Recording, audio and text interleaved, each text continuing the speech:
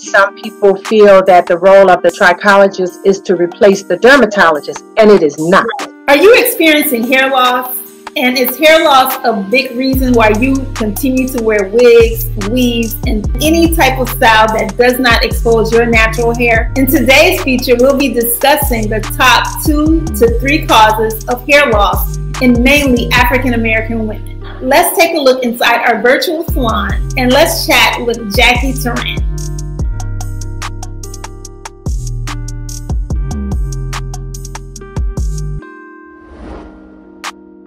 The first thing I would love for the viewers to know is, how did you get your start in the beauty industry? I was literally born into it. So my mother was a salon owner, and she got engaged in it because her aunt was a salon owner. So playpen was in the corner of the salon. You know, she was not that one that believed in babysitters. As soon as she could take care of her own children, we were just there all around. We were her little helpers.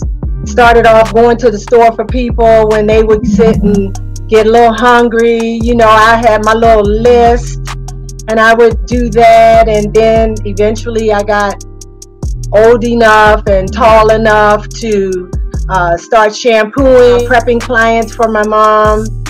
And I have there are 4 of us, 4 girls, and I'm the youngest.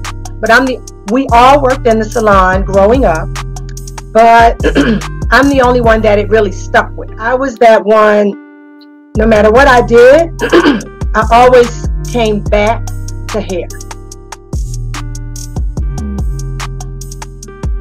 I know for a fact that when I first got into the industry, I watched you from the audience on the stages of different product companies. So I've admired you from afar for years. But tell us a little bit about some of your accomplishments briefly in the industry before we get into the top 3 causes for hair loss. I grew up in a salon, and I worked in the salon alongside my mom. I became licensed as a cosmetologist, and I continued on in the business.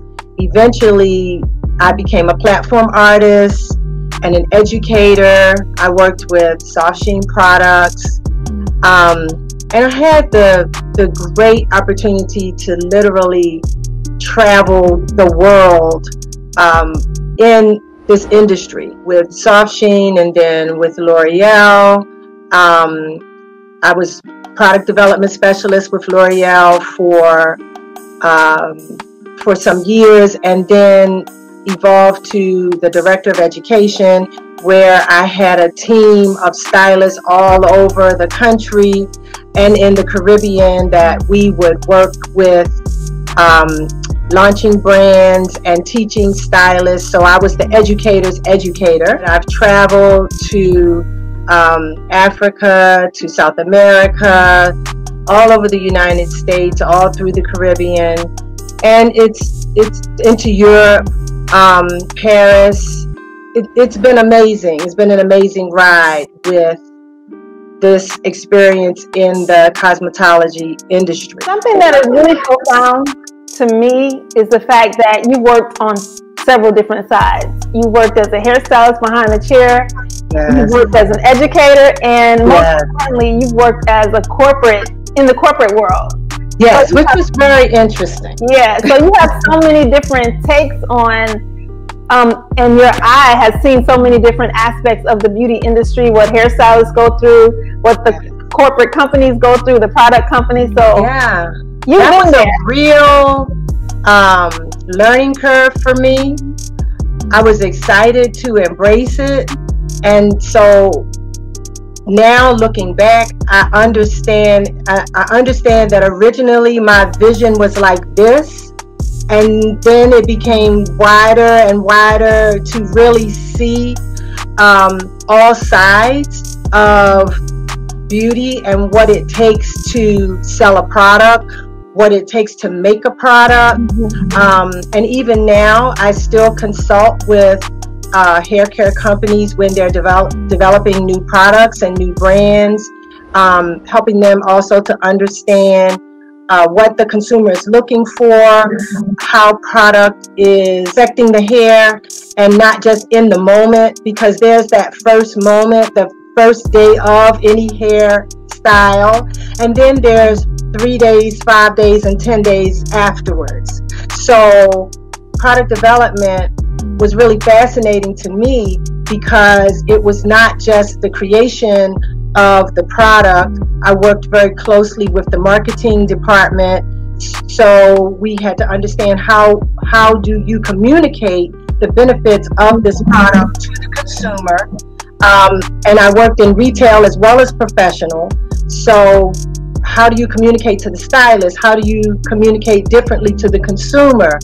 And how do you instruct each one to use the product in the way the manufacturer designed it to be used, and what the follow-up results of the use of the product are going to be. Well, product development was one of the most fascinating, and still is, one of the most fascinating aspects of this industry, because it looks at science, it looks at biology, it looks at chemistry, it looks at all of our individualities. Right. Now, of course, we have hair types where we categorize them and we look at how product is going to impact, and we think about designing products to approach it from each of those different types and categories. So I have never grown bored in this industry, and I'm still learning. I always would tell anyone that I was mentoring or working with, I'm that green apple. I must stay a green apple on the tree, because when you think you know it all, totally right, that red apple is going to fall off the tree, hit the ground, and rot. That's not going to be me. I'm always learning. I'm hungry. I don't, as much as I know, there's so much more to learn.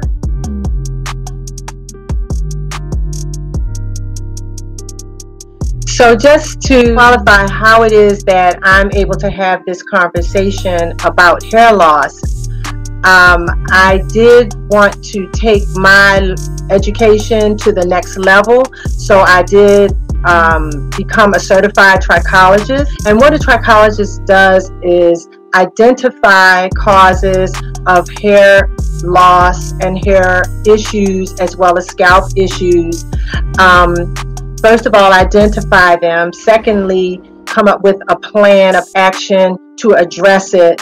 Sometimes it's things you should do, sometimes it's things you should not do. What's causing it, and how can we move forward to correct the situation? As a trichologist, I take a different approach to hair care.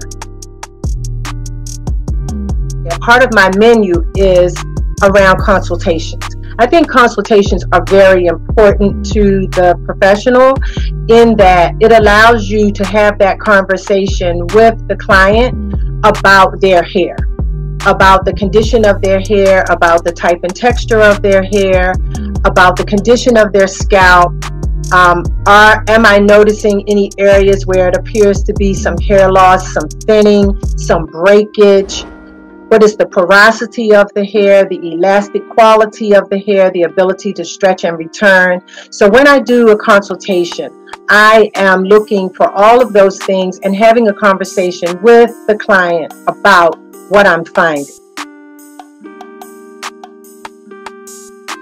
Having them walk me through the history of their hair and hair care, because sometimes these issues can go back as many as 10 or more years. Things that began happening that they did or did not address, that got worse, repeated episodes of a similar condition, and every piece of information that they're giving me gives me a better understanding and allows me to close in on what I consider to be the diagnosis of the condition of the hair that I'm finding. The next step after that is to then talk about what is the course of action to correct it. And sometimes the first course of action is to have that client schedule an appointment with a dermatologist to elevate the situation to the next level, because some things are medical issues, whereas other things are hair care issues that can be immediately addressed. And then there are some things that are hair loss that can be still addressed by the trichologist. And that means not just address it momentarily to make it better for the moment, it's making it better for the long life of that individual's hair experience. Are you loving this feature?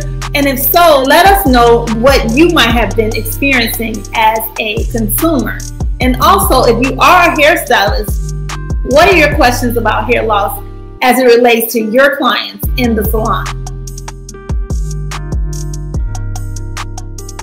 Thinking more of referring them to a doctor as well, you know, not just a dermatologist, because some people experience so many things within, they might be deficient in so many different things. I've seen a lot of my clients, because vitamin D is a serious issue. But the beauty of sending them to a dermatologist that has a specialty in hair loss, one of the first things they're going to do is test for vitamin D levels, check their thyroid, they're going to check their iron levels, they're going to check those medical attachments, and then they can then guide them to say, well, yes, you need to do this. Sometimes I can catch it, but I can't test their levels. Right.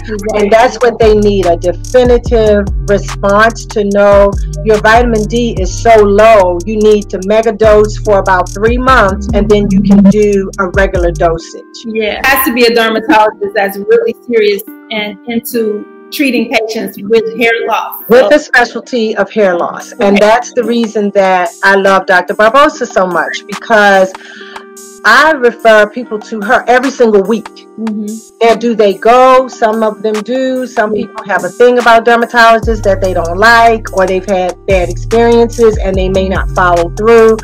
But every one of my clients that have these elevated type issues, when I refer them, she nails it. Yeah. And that gives them confidence. And she has a great chairside manner. She's not dismissive. You know, some of the things that they have experienced with other dermatologists that are not familiar with our ethnic particulars. Right. So these are things that are super, super important. When you send someone to the dermatologist, you should send them to a dermatologist that you know you can highly recommend. Get the next point. And it becomes sort of your challenge to find out who that connecting dot will be. And then you can work with that dermatologist, with the client sort of in the middle,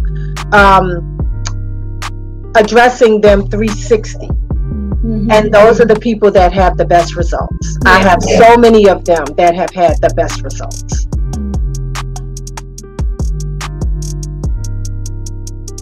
Before we got started, you mentioned the fact that, you know, over the quarantine, people were taking off their wigs, they were taking off their weaves, and they were actually getting down to the nitty-gritty of actually seeing what was under that and what's going on there. Because a lot of people are not really paying attention to that. And sometimes stylists are really not paying attention to that. Their most important function to me sometimes is to put that wig back on, but not really pay attention to that hair.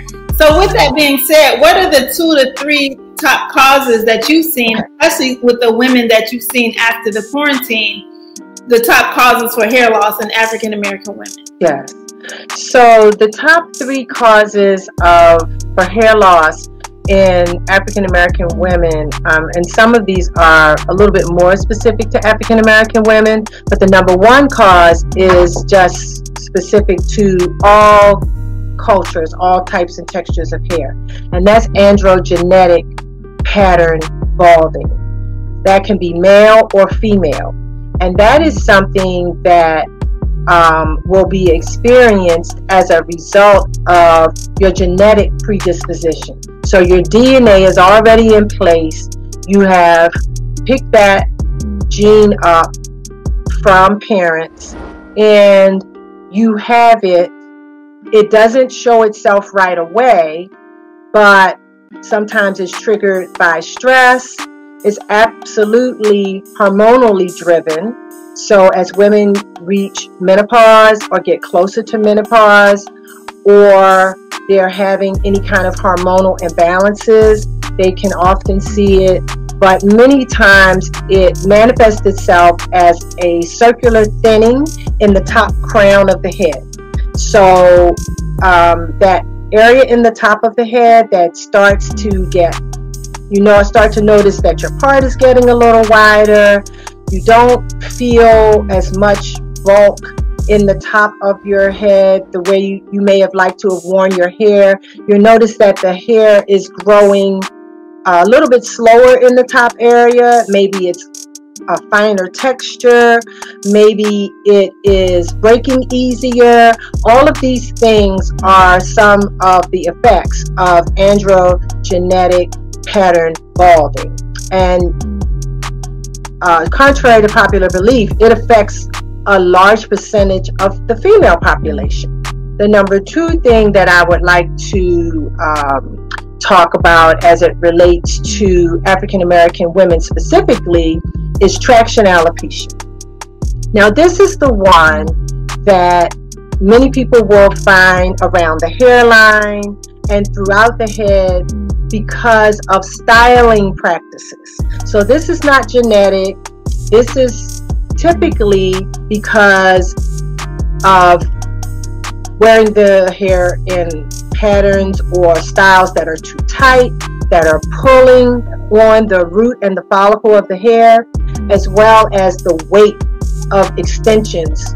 And so you have all these things combined, and you start to see a pattern of thinning around the hairline. So the hairline is already a more fragile area because we don't get as much blood circulation in the hairline naturally. So once you start having issues with your hairline, the frontal area, and sometimes it can be like a halo around the entire perimeter of the you have a harder time regrowing that hair, and that what we call traction alopecia, the numbers are continuing to rage out of control. And the American Dermatology Association did some studies and found that they were coming up with numbers of maybe 6 out of 10 women of African American descent were dealing with some level of traction alopecia. Those numbers are huge because we're only 13% of the population. And of that group, about 7% of us are African American female. And out of that 7%, we are experiencing 6 out of every 10 of us are having some type of traction alopecia. And most of it is around wearing extensions improperly. And I always caution people to understand, I'm not saying that every time you wear extensions that is driving some kind of hair loss issue. But when you're wearing them and it's too tight, it's being done improperly, the weight of the hair that's hanging from the follicle is too heavy along with the tightness, you put trauma and inflammation in the follicle, and that's where the hair gets its growth from. So once you traumatize that area, one of the first signs that lets you know this is happening are the fine and tiny bumps that individuals often experience around the hairline or wherever, and that then has sort of an itchy feeling. That bump is inflammation or infection raised to the skin, because that's what a bump is. It's the inflammation that has caused infection, and the infection is pushing against the scalp surface and creating a bump. That's your sign.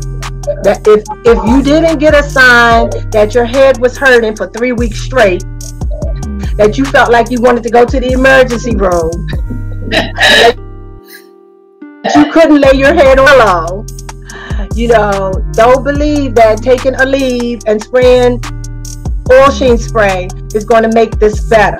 there's a bigger issue that you're creating, which could be a permanent situation. And oftentimes, unfortunately, it does become permanent. And again, that's all going to traction alopecia. Now, the other thing for traction alopecia concerns are tight ponytails. When the hair is being just drawn and then you're using a band to hold the hair in a tight position for extended periods of time. Now, the third type of hair loss that I'll talk about is one that we're seeing a lot more of right now. And it's attached to stress, which we're living in very stressful times right now with COVID. And that is what we call TE, or telogen effluvium. Now, that is something that can come about as a result of stress, something traumatic that happens in your life experience, and your body is trying to deal with this new stress that you're focusing on and you're trying to work through. And as a result, because your hair is fed directly from your blood circulation and everything that's happening in your body is affecting your hair, that stress is affecting your hair. And telogen effluvium it can manifest itself in the hair shedding just suddenly, as well as clean bald spots, sort of like alopecia areata. Right. Whereas you can see circular spaces. It can start off as the size of a dime. It can work its way to the size of a $50. Or sometimes it's just the hair just shedding, and you notice that when you grab your ponytail, there's not as much hair there. You know, you're trying to style the hair and you see through it. Now, this situation is typically temporary. But I think now that because so many people are under such prolonged stress for such a long period of time, they're having a harder time allowing the body to go back into its healing mode and eliminate the telogen effluvium, because over time the body heals itself with telogen effluvium. Sometimes the body, the follicle gets caught in a resting phase and the hair is slow to come back. And that's where treatment, dermatologists as well as the trichologists can stimulate that hair that follicle to trigger it to go back into a growing phase. And typically cells take 90 days to rejuvenate. So a person might go through something and they might find themselves shedding for 3, 4, 5, up to 6 months. Now, you can lose a lot of hair in 6 months. But once you manage that stress, then through the body's own healing process, the hair goes back into the growing phase, and we would want the hair to start to regrow. But it is something that we're seeing more and more. I've had many people come in. They're talking about how they've just noticed that they've been losing a lot of hair. They can't really pinpoint anything specific that would have caused it. Even going to the dermatologist, they're seeing more people come in and they're losing a lot of hair. And people who have been dealing with COVID personally, who have found themselves positive for COVID, have been experiencing a lot of hair loss as well, because COVID attacks every cell in your body. So that situation can cause a lot of hair shed as well. So those are my top 3. Thank you for joining me today. Thank you for having me. It has been my pleasure.